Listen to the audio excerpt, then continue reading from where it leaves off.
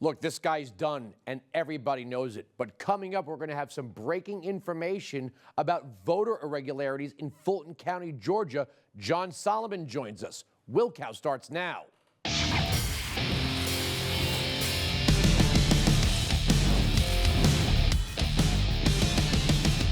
Welcome to the program. I'm Andrew Wilkow. Andrew Cuomo is done. Finished. Game over.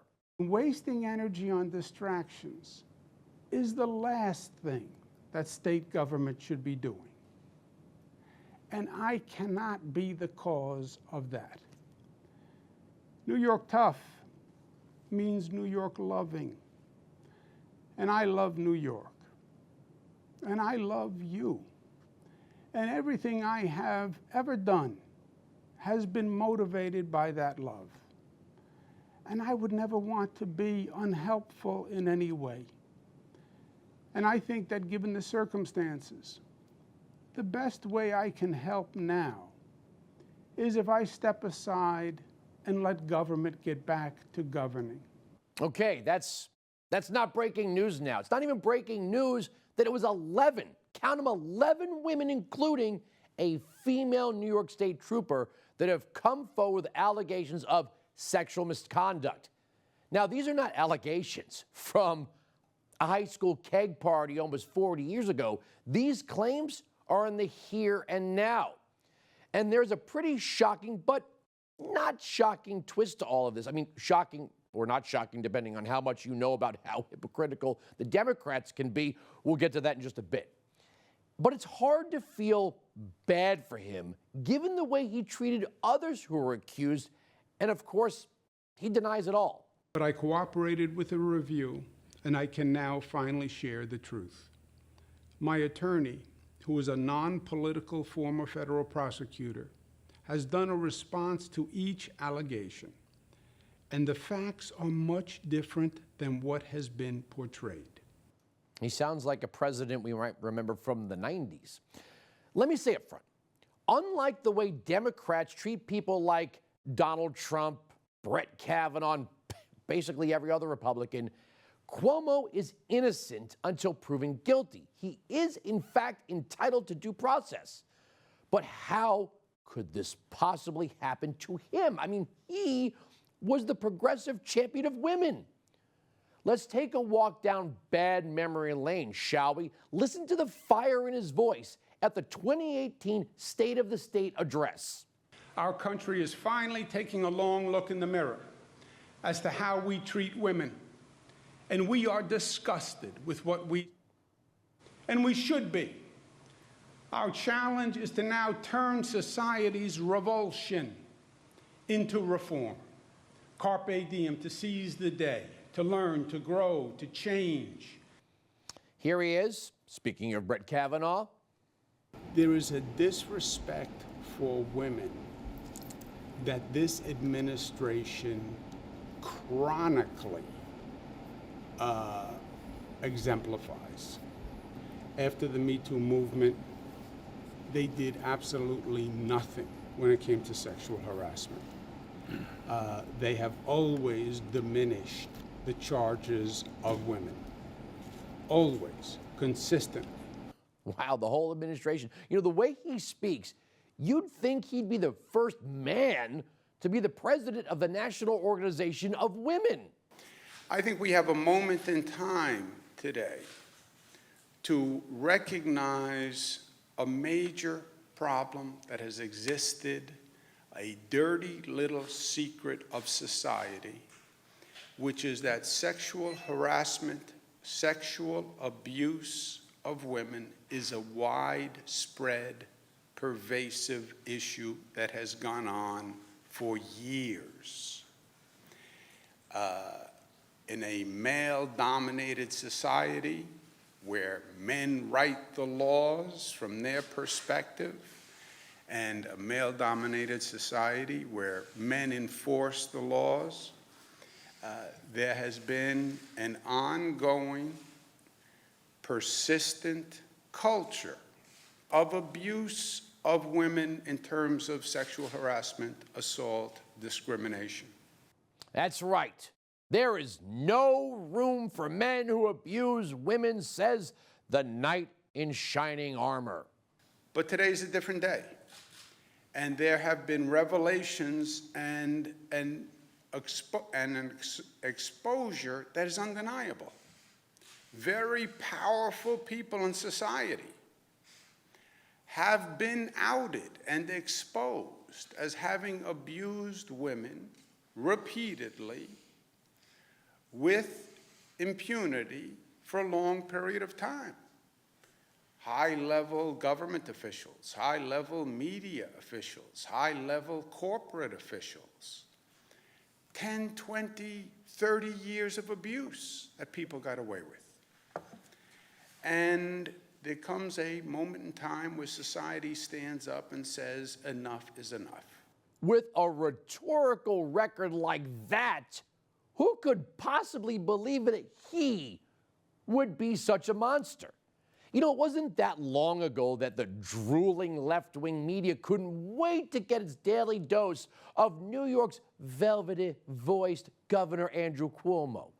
No matter how corrupt Andrew Cuomo was, the media, all based in New York, they loved him, darn near worshipped him. Governor Cuomo out there day after day after day, everything Trump isn't, honest, direct, brave. Real leadership of the kind the President of the United States should have provided. Governor Cuomo is clearly living in a totally different reality, the actual one, than the President of the United States. Governor Cuomo has become a national leader. For a lot of people, Andrew Cuomo has become the leader of the Democratic Party. He is conveying incredible strength. You spoke to National Guard troops today in a stirring speech that, if I wasn't listening carefully, I thought you were sending soldiers off to war. This has been a remarkable show of leadership by Governor Cuomo in recent days.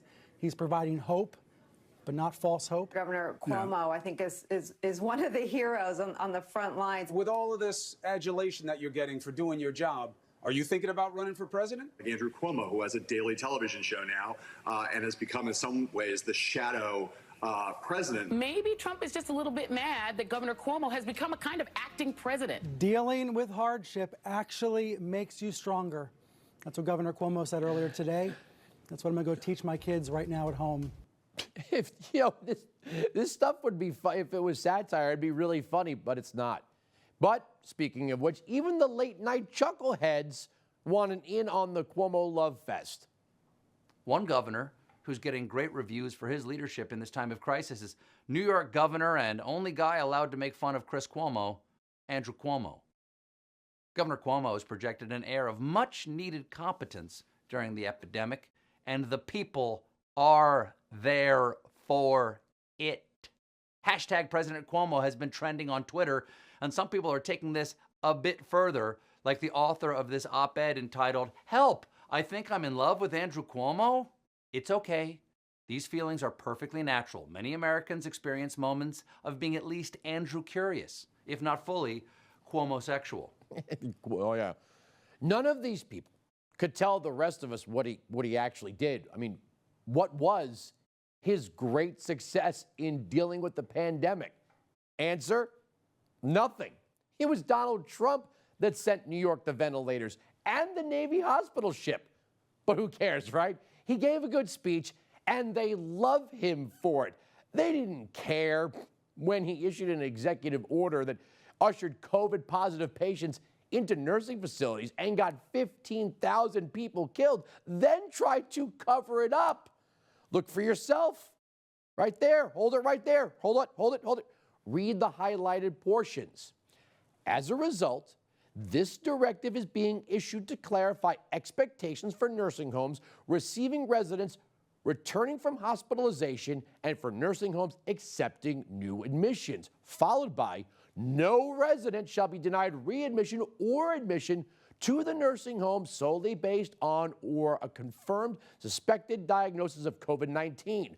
Nursing homes are prohibited from requiring a hospitalized resident who's determined medically stable to be tested for COVID-19 prior to admission or readmission. 15,000 dead. Media? Silent. More on late-night comedians? Did they care when he went so far as to terminate a state corruption probe into his own administration? Or get this, Andrew Cuomo once reportedly made an impeachable call to the Obama White House to complain about a federal prosecutor. Quote, in April 2014, New York Governor Andrew Cuomo placed a call to the White House and reached Valerie Jarrett, a senior advisor to President Barack Obama. Cuomo was, as one official put it, ranting and raving. He had announced that he was shuttering the Moreland Commission, a group that he had convened less than a year earlier to root out corruption in New York politics. After Cuomo ended the group's inquiries, Preet Bharara, then the U.S. Attorney for the Southern District of New York, issued letters instructing commissioners to preserve documents and had investigators from his office interview key witnesses. On the phone with Jarrett, Cuomo railed against Bharara. This guy's out of control. A member of the White House legal team briefed on the call that day recalled Cuomo telling Jarrett, he's your guy. Cuomo's outreach to the White House may have opened him up to sanction for violating state ethics rules and could be relevant in an ongoing impeachment inquiry by the New York State Assembly. Trying to strong-arm Preet Bharara, who, by the way, got a gig at CNN. How did that slip by the Washington press leeches? The media they just want to love Cuomo and his smooth jazz-style press conferences that he held daily during the early months of the pandemic. They love the nightly Cuomo Bro Show. I'll spare you another pukey clip here. Then they declared themselves Cuomo-sexuals. I kid you not. Then the bomb dropped. The independent investigation has concluded that Governor Andrew Cuomo sexually harassed multiple women and in doing so violated federal and state law. The accusers include a female New York State trooper that he had ordered transferred to his security detail because he thought she was hot. Quote, the report from State Attorney General Letitia James's office lays out the trooper's harrowing experiences with Cuomo, from being handpicked by him to join his security detail, even without the requisite experience, to ultimately being subjected to a string of touching incidents and inappropriate comments. Now, that's not the shocking twist that I told you about earlier. No. The shocking part to all of this is those running the campaign to smear some of his accusers were left-wing feminist lawyers. What? Headline, Time's Up boss resigns after being caught in Cuomo effort to smear accuser. Quote, Roberta Kaplan on Monday resigned her position as chairwoman of Time's Up, an organization that advocates for victims of sexual harassment, after she was exposed as one of the people involved in a smear campaign against one of the women who accused Andrew Cuomo of sexual harassment. She was literally the head of the organization dedicated to protecting women who were victims of sexual misconduct. It gets worse. Here's one of the accusers in her own words. I had to go over to the mansion to help the governor with a State of the State speech. I wasn't there late. I did my final edit, and while I was upstairs in the office, the governor said, why don't we take a selfie? So his suggestion, you say? Yes. With your phone? With my phone. I then felt, while taking the selfie, his hand go down my back onto my butt, and he started rubbing it. Not sliding it, not, quickly brushing over it, rubbing my butt. That's Brittany Camiso. Here's Cuomo's female lawyer raising doubt about that claim. And now we are in a situation where, as of yesterday, I read the Albany Times-Union, and it says that the governor groped her around November 25th, is what she is saying. As I've said before, my team has looked through the records for November, and we're aware of no record indicating that Brittany Camiso was at the mansion in November on any other day than November 16th. And Ms. Camiso has consistently said this occurred in November. Why did the investigators not get the records, and why did they not include them in the report? So you're calling her a liar. Wow. Whatever happened to believe all women and believe all survivors? The truth is that many of these alleged abusive men are heavily guarded by women. Women who call themselves feminists. Right, Hillary Clinton? So here's the argument. Cuomo's sexuality seems to be defined as ignoring every failure, misdeed, dirty, corrupt action so long as one virtue signals left, until there's some butt grabbing. That's the media and the left at large. Look, there's no excuse for what Andrew Cuomo is accused of, but due process must play out. We can't just believe all women or accept her truth above the truth. If he broke the law and it can be proven, so be it. But those 11 women are still alive. We can't say that for the 15,000 dead grandmas and grandpas that died as a result of his utterly incompetent leadership early in the pandemic. And then it was ignored. It didn't even get coverage from the media, let alone bring him down. It wasn't even a scandal. Neither was the shuttering of the Corruption Commission aimed at his own administration or the attempt to get the Obama administration to pull back the U.S. attorney looking into it. Democrats are apoplectic. One of their own turned out to be everything they accused Donald Trump of being. The eldest of the late New York Governor Mario Cuomo's sons. The man who was supposed to fulfill the New York City elitist dream of a Mario Cuomo presidency. If you've never seen his 1984 Democratic National Convention speech, watch it. Watch it on YouTube. Almost every single left-wing Democrat speech you've heard over your entire life has a line poached from that speech. It was 8 minutes of perfect left-wing purity. And it was Mario Cuomo, after all, who legitimized the Clintons to the Upper West Side of Manhattan set when he wasn't going to run in 1992 due to, let's say, nefarious ties. But now, the dream is dead. Since Andrew Cuomo is going to be homeless for a while, maybe he could resurrect himself in baby brother's basement. All right, here it is. The official re-entry from the basement. Cleared by CDC, a little sweaty, just worked out, happens. This is what I've been dreaming of, literally for weeks. My wife, yeah, right. She was cleared by the CDC. She doesn't have fever, she doesn't have the symptoms anymore, more than 7 days from her quarantine. We're still a little scared, so I'll just give you one of these. Just give you one of these. Just give you one of these. Just give you one of these. Bella has, of course, taken the video. This is the dream, just to be back up here doing normal things. He is fresh off the Glenn Beck program and, of course, host of Stu Does America. My friend, Stu Burguiere, thank you for joining us in studio again. Yes, thank you for having me. It's great. Now, I saw your mug here, and I said we have to do a little presentation here. You know, the Democrats might be good at the game of making memes. I think we're better. We're better at the merch game, right? They might have some kooky meme with some, a stock photo, but come on, we've got Don't California My Texas and Don't Fauci My Florida. Yeah. And of course the Andrew Cuomo is awful mug. This has been a disaster for the Democrat Party. They can rant and rave all they want about Brett Kavanaugh or Donald Trump.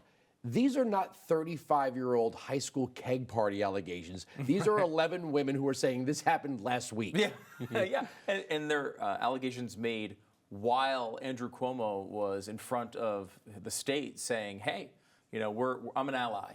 I'm going to pass new laws that he wound up getting caught by about sexual harassment. There's an article that came out the other day that just said, put it very simply, is that as he was presenting himself as a Me Too ally, he was committing Me Too offenses. And that's just part of this, right? Andrew Cuomo is awful not because of the sexual harassment scandal, not because of the nursing home scandal. He's awful because he's awful at his core. The very essence of Andrew Cuomo is awful. And the result of that are these scandals. He's not awful because of the scandals. The result of him being awful at his core is these scandals, and that's what makes it so, I think, difficult for the people of New York to deal with. I mean, you can't just keep this guy in office and say, oh, we're going to solve X, Y, or Z problem. It's all problems. He's just a terrible person from beginning to end, and this is always going to be the output of it. Can you imagine a Republican trying to justify some of this by saying I'm Italian? Oh my! I mean, I love that. I mean, I don't know, but that doesn't sound like an excuse for anything. No. You know, maybe if you're on one of the Housewives shows, you could justify some of your really bad behavior, like the Real Housewives of New York. You can't say I groped these 11 women because I'm Italian. No. And you know, I remember when Italians were upset at being stereotyped on The Sopranos. Yeah. Okay, that's pretty bad. Yeah, and Cuomo was one of the guys doing that. He was the guy, one of the guys out there saying, like, I can't believe these Italian stereotypes. Now he's just like, look, groping is basically Italian culture. This is what we do. Mm-hmm. We just touch people wherever we want, whenever we want, and that's just kind of what Italians do. When you get to that level of defense, you know you've lost. I mean, there's one of the accusers in the report talks about how they're taking a selfie. This is probably the most serious accusation that went on to more things about how he was going up her shirt and everything. But at one point, she's talking about taking a selfie, and as they're taking the selfie, she has her butt rubbed by Andrew Cuomo. And it says in the report, for 5 full seconds at least. I hate to just do this, but 1 Mississippi, 2 Mississippi, 3 Mississippi, 4 Mississippi, 5 Mississippi. Does that not feel like the most uncomfortable amount of time? And I knew you were going there. Yes, it's so awkward. And it's like, he just kept escalating these things slowly. You know, a guy with power for that long feels like he has an unlimited amount of time to groom women around the office to do these things to. And again, these are serious accusations. I don't want to downplay them, but they are lesser allegations than killing thousands of people in nursing homes that didn't need to die. And so I think you needed all of these things to get him out of office, but they are all, in and of themselves, worthy of his removal. I want to veer off in a tangent, and we'll come back to the nursing home, the Buffalo Billion, and all this other stuff. The most shocking detail of this, and I put it in my monologue, was that Roberta Kaplan, the woman that fought the pre-cases for same-sex marriage in the Supreme Court, who is a Harvard-educated lawyer, very left-wing, same-sex oriented, became the name and the face of the Times. She became the lead counsel of Time's Up. In other words, this was the organization that was going to go after the Harvey Weinsteins, that was going to go after, whatever man, hell hath no fury, Matt Lauer, whoever it was going to be, Charlie Rose, they were coming for you because time was up, right? Mm-hmm. She literally ran the smear campaigns against Lindsey Boylan and some of the others, claiming it was political ambition. So there was no more believe all women, believe all survivors. The woman running the organization, that would be like if Peter was running a puppy slaughter mill somewhere, right? Like they were just slaughtering unwanted puppies. Which they kind of do at times. Okay. Yeah, exactly. Yeah, like sure. That to me is the most shocking thing, because Cuomo can go away, but the hypocrisy that we awful right-wing nutcase conservative radio TV guys are pointing out, if that's not it, I don't know what is. Oh, that's a great point. I mean, I fully stand by the comment I've made on my mug, AndrewCuomoisAwful.com. But that is secondary in some ways, because you can remove a bad person, right? You can take Andrew Cuomo out. He's going to be gone, in theory, in a couple of weeks. We'll see. But this shows that they don't mean any of this, right? Like the Time's Up's connection to this shows they don't mean any of this. They don't care about woman one that has gone through this situation. All they care about is power. It's one thing to say, look, we've had a good relationship with Andrew Cuomo, and he's passed a bunch of laws, and we're shocked by this. We're shocked by this, and we're going to watch this play out. To assist him in destroying women who make claims against one of the most powerful people around, this is totally antithetical to what they're supposed to be doing, and it shows they don't actually mean it. We keep catching these off-mic moments from people. There's been a few recently. the situation with ESPN, where one of LeBron James's advisors was like, "Yeah, I can't believe this Me Too and this Me Too stuff. Me Too and BLM, it's just driving me crazy." It's like, we keep catching these moments. Another one happened on that show, The Talk. Sharon Osbourne got thrown off the air because she was supposedly racist. And then they went to break, and the audio comes out a few weeks later after she's already fired. And the other host who was accusing her of being racist is like, "I don't really think you're racist, but I have to say that because if I don't say it, I'll get beat up online. They'll keep coming after me online, and they'll keep saying that I'm not going anti-racist enough." These people don't even mean this. They're just saying it to try to get aligned with power or avoid pressure. And it's so insincere that it's hard it's almost hard to have an argument with them about it. None of them mean the things that they're saying. So when we can come up with this great point that defeats the point that they're making, well, their point is just nonsense. They're just saying it to get through that moment, to get closer to power, to get more money, to get more donations. So in a way, the logic that you or I might present to defeat their arguments has no power because their arguments aren't sincere. You know, I'm old enough to remember when Gloria Steinem wrote an op-ed for the New York Times smearing Monica Lewinsky, right? And Wayback Machine, right? Wow. So this is not the first time this has happened, but this has got to be, because Gavin Newsom is likely to get recalled. And you know, the left-wing media is like, and it might be on the strength of the Latino vote. I don't know where the Democrat Party goes from there, but all right, I want to come back. He had the nursing home scandal. Mm-hmm. Baby Brother never covered it on CNN. No one on CNN covered it, right? The executive order. It was just conservatives jumping up and down, little highlight that said, hey, we're basically ordering these assisted living facilities. I put it in my monologue, assisted living facilities to put COVID-positive patients back into the general population, which was the most vulnerable population. I mean, even with what we know now, we knew then, right? When we were arguing about masks and is there going to be, we knew that elderly people were the most vulnerable population and should have been sequestered as best as possible. That didn't bring them down. The shuttering of a Moreland Commission, which was established to look for corruption in the executive branch, got too close to his friends and donors.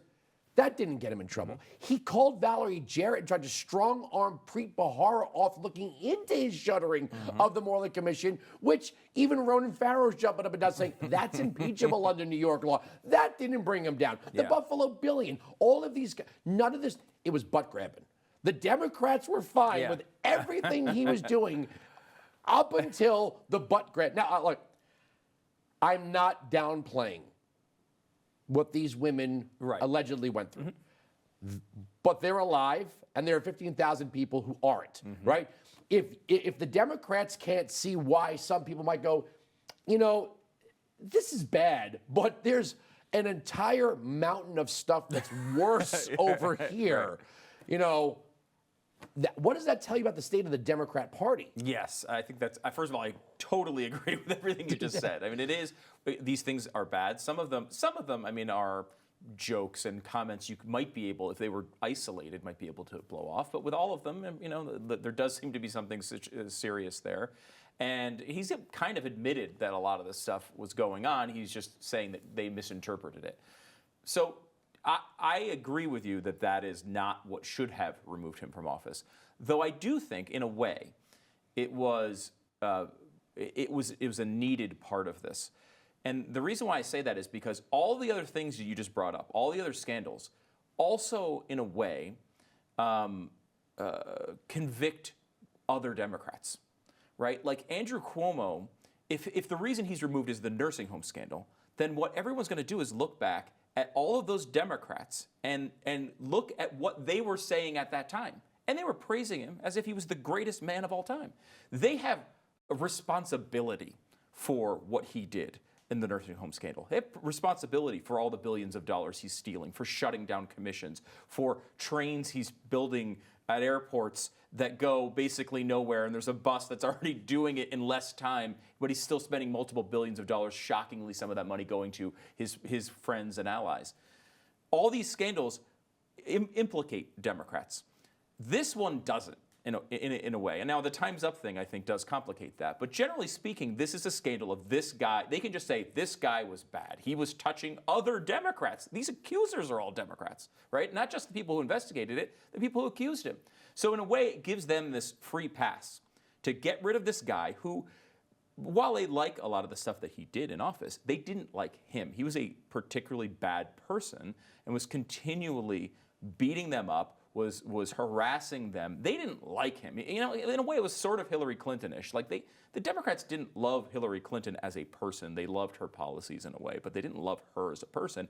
And when they had an opportunity to get rid of her, and Barack Obama, yeah, sure, let's get rid of Hillary. Let's go a different direction.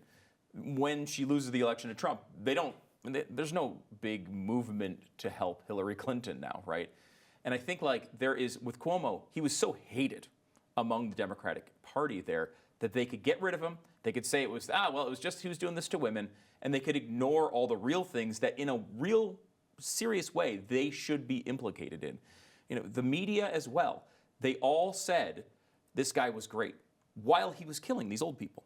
They had him at a 72% approval rating in the state because they promoted him. They made him into this hero because they wanted to stick it to Trump and all of these other reasons. And so they're implicated in this. They let him run roughshod over this entire population, and he needs to be held accountable, but they do too.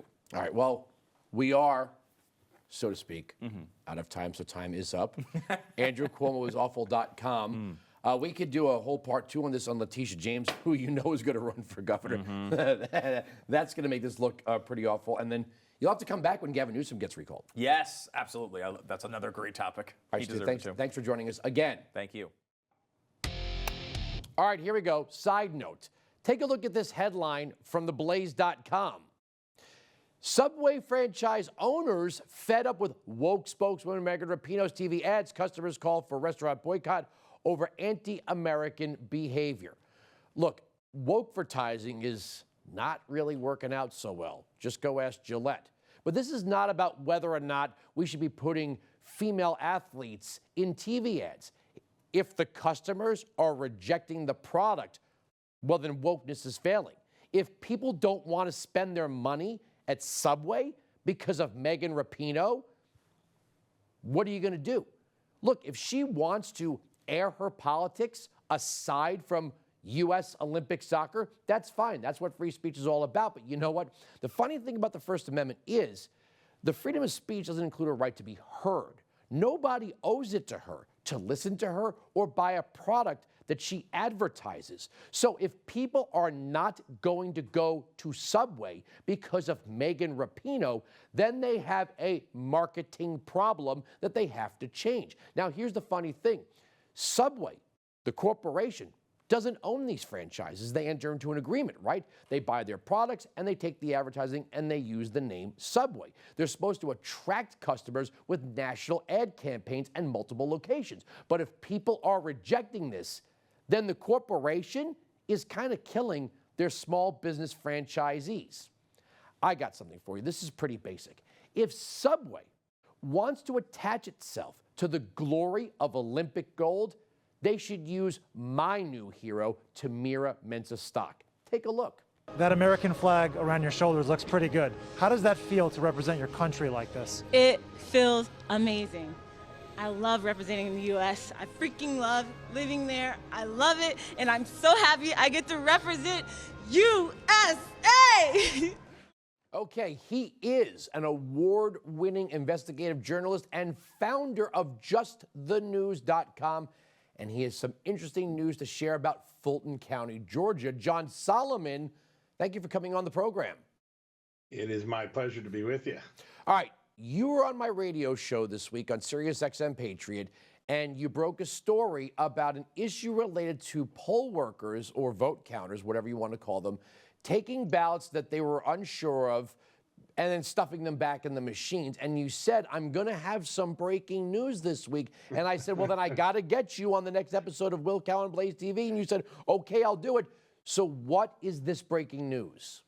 Well, listen, it's very important. We have been down in Fulton County for now 3 months, really digging in, using FOIA to find out what was really going on.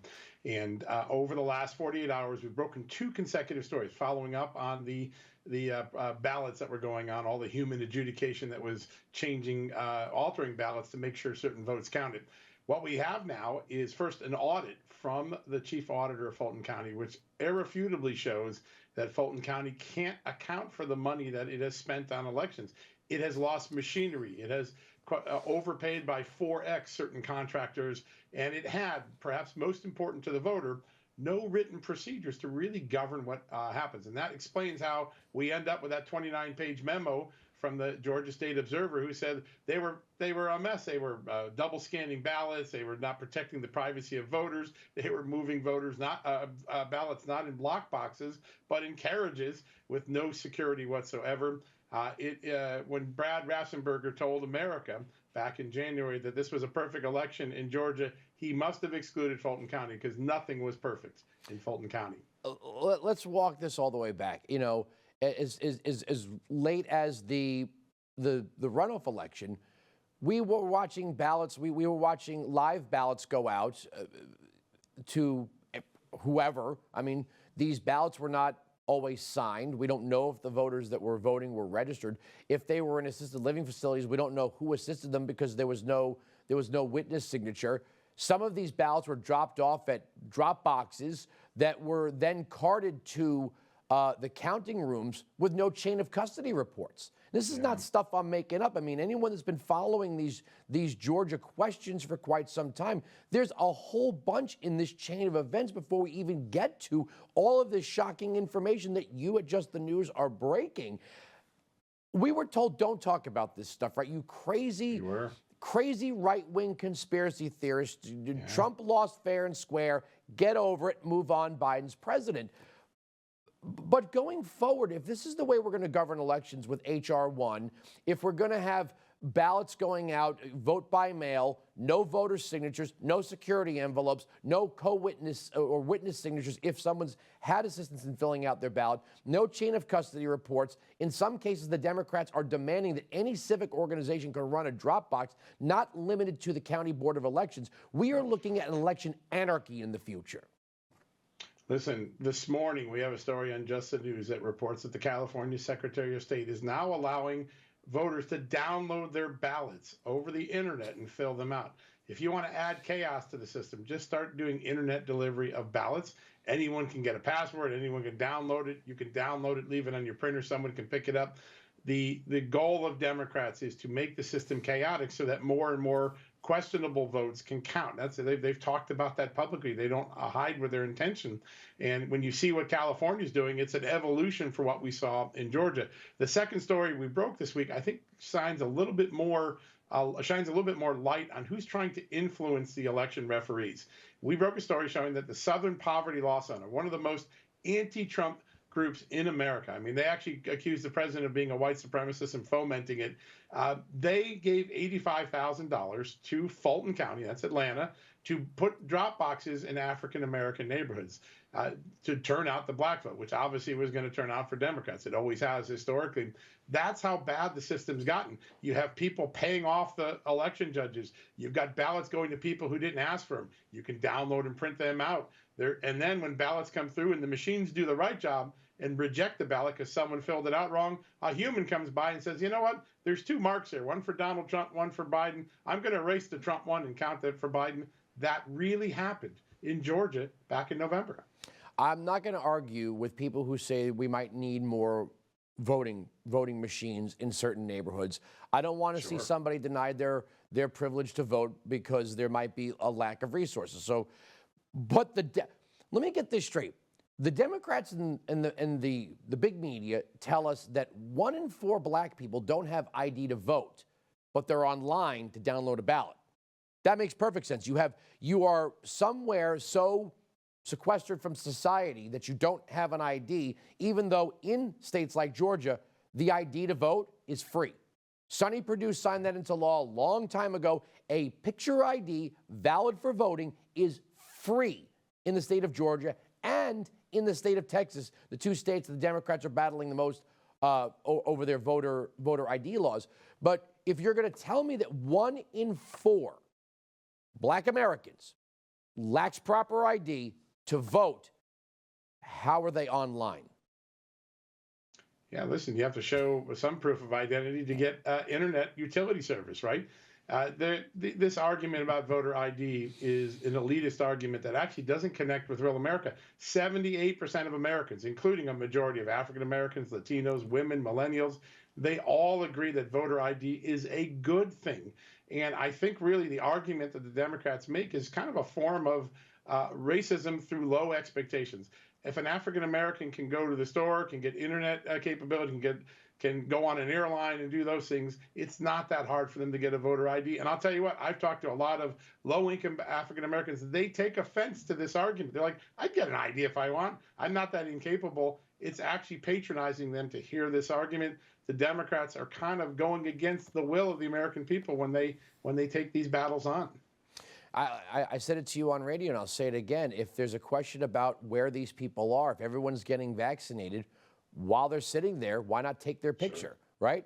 They're sitting there getting the jab from a government worker, having a camera set up there to take their picture, not a big lift. And, while they're waiting, whatever waiting period there is when you get a vaccine before they let you go, they can print out that ID and hand it to you. Some of this stuff is so far beyond ridiculous. I just wish the Democrats would just come out and say, look, we want voter fraud. And I forgot who said it. I don't want to steal the quote. The Southern Poverty Law Center, I forgot who said it, is not concerned about the South, poverty, or the law. Yeah. Now, listen, they've become a partisan organization. The last 10 years clearly makes that. And that's the sort of people we don't want greasing the palms of election judges. I mean, imagine if Tom Brady gave $1 million to the referees in the Super Bowl. We'd all be up in arms, right? That's what's going on when you have a Mark Zuckerberg and a Southern Poverty Law Center trying to pay these judges to do things that are actually in the benefit of the Democratic Party. That's irrefutable now. We got to wise up. People are really have a lot of common sense in America. The elitists who are running the country seem to be disconnected from that common sense. Let me go to the Zuckerberg. I forgot the name of the organization. You said it. I always forget. Center for Tech and Civic Life. Center for Tech and Civic Life. If there was some Koch brothers style robber baron out there putting shadowy money into pleasant sounding organizations that looked like it was trying to affect the outcome of elections, you'd be hearing it nonstop on CNN, on MSNBC, on in all of the legacy media. You'd be reading about it in the New York Times. They don't seem the least bit concerned. I mean, they were concerned when they thought Facebook wasn't racing fast enough to take down Air Fingers, quote, right-wing misinformation. But as long as they are virtue signaling with their billions, helping Democrats, then big tech is okay, I guess. Yeah, think of the Republicans. Not only, suppose a big conservative not only dumped that amount of money, but specified, I only wanted, voters in right-leaning counties, white American voters, people who fit the profile of a traditional Republican voter. If they actually put that constrictor on the money, the media would be going nuts. They'd be calling it Jim Crow. That's exactly what happened with both Mark Zuckerberg's money, and now we know for the first time the Southern Poverty Law Center. They were focused on constituencies that only have traditionally voted Democrat by 60, 70, 80, 90%. We were using election judges to create a Democrat get-out-the-vote system, and no one in the media seems to care. JustTheNews.com, great website. John Solomon, you do great work. I'm glad to have you on the program. We got to get you back soon. Thanks for joining us. I would love it. Thanks so much. All right, time now for parting shots, and today's parting shot is at DC Comics. They've announced that Robin of Batman and Robin is bisexual. Why? I'm old enough to remember Adam West and Burt Ward, and even back then, you kind of knew that Robin was a little funny, but there's absolutely no reason to ruin the comic over this. We're right. They're wrong. That's the end of the story. The arguments on this television program cannot be broken. Make sure you catch me on Sirius XM Patriot Channel 125, noon to 3 East, 9 to noon West. From Dallas, Texas, I'm Andrew Wilkow. Thank you for watching Blaze TV.